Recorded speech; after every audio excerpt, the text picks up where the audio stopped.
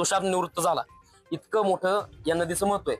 आणि ते जर पाणी लोक पित असतील, त्या पाण्याचा जर लोक वापर करत असतील असा घाण. आता तिचं जर पलीकडे बघितलं, पलीकडं पूर्ण कपडे पूर्ण काय ते धुणं चालू आहे. आता तेच पाणी याच्यामध्ये उतरतं. बरोबर. कपडे धुणं, गाड्या धुणं, सगळ्या गोष्टी चालतात इथे हमखास. यांना रोखणार कोणी नाही. काय यांच्या घरात नाहीये, पाणी नाहीये, नगरपालिकेला टॅक्स भरत नाहीये, यांना पाणी भेटत नाही का? पण बोलणार कोण? बोलणार कोण?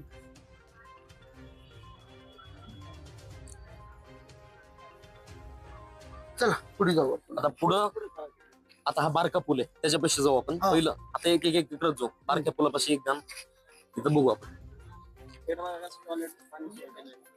अवस्था बघा. दारूच्या बाटल्या, हा कपडे,